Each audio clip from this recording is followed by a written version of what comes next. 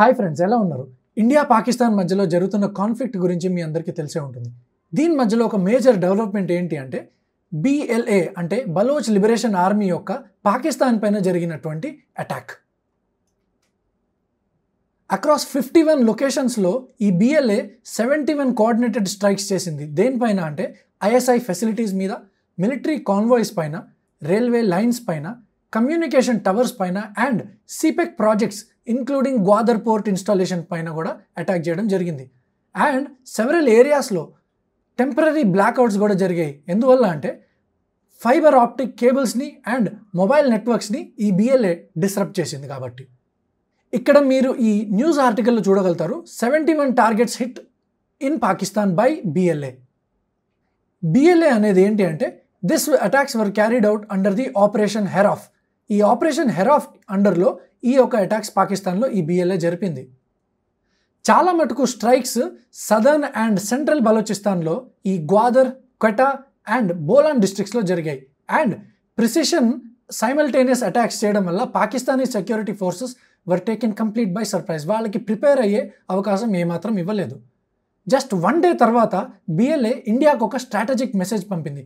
అదేంటి అనంటే పాకిస్తాన్ సీజ్ ఫైర్ని ఎట్టి పరిస్థితుల్లో నమ్మద్దు, డిప్లొమాటిక్ సిగ్నల్స్ని ఎట్టి పరిస్థితుల్లో నమ్మద్దు. అవి కేవలము పాకిస్తాన్ పాజ్ తీసుకొని స్ట్రెంగ్త్ని గ్యాదర్ చేసి ప్రాక్సీ మిలిటెంట్స్ ద్వారా మళ్ళీ వార్ని వేజ్ చేయడానికి మాత్రమే అదొక కుట్ర అని చెప్పడం జరిగింది. అండ్ దెన్ ఇండియాకు ఒక ఆఫర్ ఇవ్వడం కూడా జరిగింది. India we give you military and territorial expertise. ఇండియాకి మిలిటరీ అండ్ టెరిటోరియల్ ఎక్స్పర్టీస్ ఇస్తామని చెప్తూ దాంతోపాటుగా ఇండియా కనుక పాకిస్తాన్ని వెస్టర్న్ ఫ్రంట్ మీద కనుక టార్గెట్ చేసినట్లయితే BLA ప్రామిస్ చేసిన విషయం ఏంటంటే ఆపరేషనల్గా ఫుల్లీ సపోర్ట్ చేస్తామని.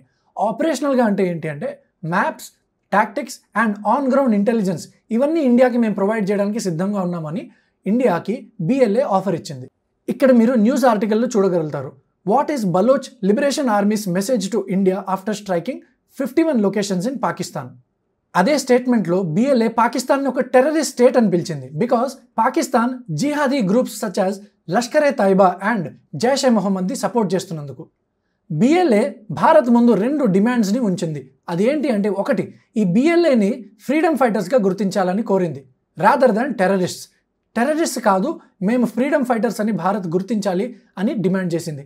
రెండోది, ఈ బలోచ్ ఇష్యూని ఇంటర్నేషనలైజ్ చేయడానికి భారత్ హెల్ప్ చేయాలి అని చెప్పి కోరింది. సో ఇండియా ఏం చేయాలి? అఫీషియల్గా ఇండియా BLAకి ఎప్పుడు సపోర్ట్ ఇవ్వలేదు, కానీ పాకిస్తాన్ ఇండియా పైన మనం BLAకి సపోర్ట్ ఇస్తామని ఎప్పుడు నిందలు వేస్తూ వచ్చింది. మీరు ఒకవేళ గుర్తు చేసుకున్నట్లయితే ప్రైమ్ మినిస్టర్ నరేంద్ర మోదీ 2016లో ఇండిపెండెన్స్ డే రెఫరెన్స్లో మాట్లాడుతూ ఈ బలోచ్ కాజ్ గురించి తన యొక్క స్ట్రాటజిక్ సాలిడారిటీని తెలిపారు. ఇండియా ఈ యొక్క ఆఫర్ని వార్నింగ్ లాగా వాడచ్చు. If you attack us again in Kashmir we will hit back with BLA in Balochistan.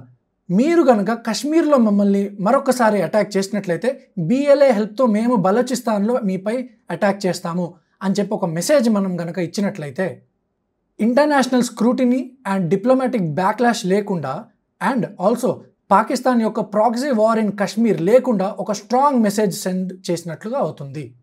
Friends, me opinion ఏంటి?